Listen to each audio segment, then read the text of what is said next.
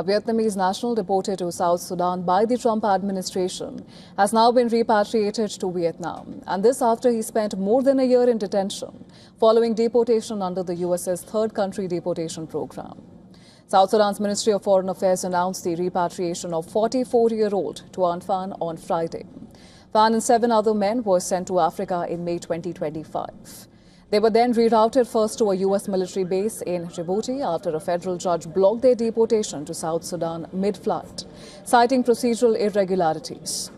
They arrived in Juba, South Sudan's capital, aboard a military aircraft in July 2025, after a Supreme Court ruling greenlit their removal.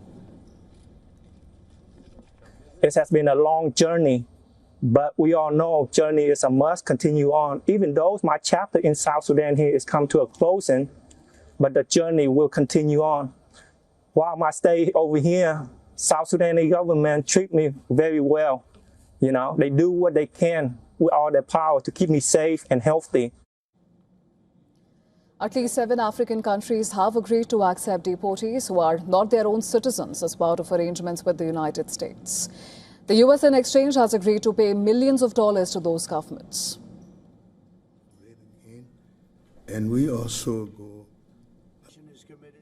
Phan moved to the U.S. as a child in 1991. Court documents show that in 2000, shortly after turning 18, he received a 25-year prison sentence after he shot and killed someone during a gang altercation. His removal from the U.S. was ordered in 2009, and he was taken into custody by Immigration and Custom Enforcement immediately after completing his sentence in March 2025. Now we all know all countries have good and bad. All the country, good people, bad people. But as for basis, touch on the subject of United States, the only thing I can ask the United States is that, to be more considerate and have a heart and basically don't deport the people who are still in prison.